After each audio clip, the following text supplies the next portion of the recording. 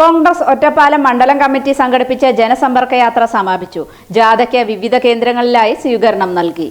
കോൺഗ്രസ് ഒറ്റപ്പാലം മണ്ഡലം കമ്മിറ്റി സംഘടിപ്പിച്ച ജനസമ്പർക്ക യാത്രയുടെ രണ്ടാം ദിനമായ ഇന്ന് ഒറ്റപ്പാലം ടി.ബി. റോഡിൽ നിന്നും ജാഥയ്ക്ക് തുടക്കം കുറിച്ചു. തുടർന്ന് ഈസ്റ്റ് ഒറ്റപ്പാലം, പൂളക്കുണ്ട്, 19 മൈൽ, കയറമ്പാറ, പല്ലാർമംഗലം തുടങ്ങിയ കേന്ദ്രങ്ങളിൽ സ്വീകരണം നൽകി. DCC vice president TH Firoz Babu, BNR INTUC ജില്ലാ president Jose Thomas, Ottapalam block Congress committee president NK Jayarajan, councillor Gopan തുടങ്ങിയവർ പങ്കെടുത്ത് സംസാരിച്ചു. വൈകുന്നേരം മീറ്റ്നയിൽ സമാപിച്ചു.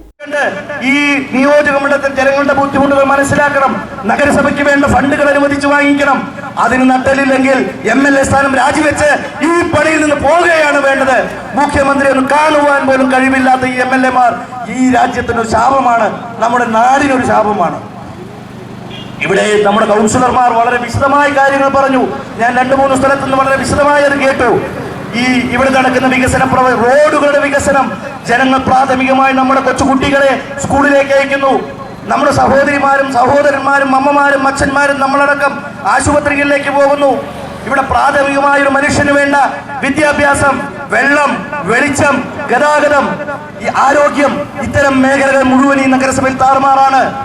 ആശുപത്രിയുടെ സ്ഥിതികളെ പറ്റി എന്തിനാണ് നമ്മൾ കൂടുതൽ പറയുന്നത്?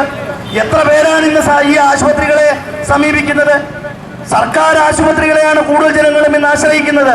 ആ സർക്കാർ ആശുപത്രികളിൽ സമയത്ത് ഡോക്ടർമാരില്ല, ജീവനക്കാരില്ല.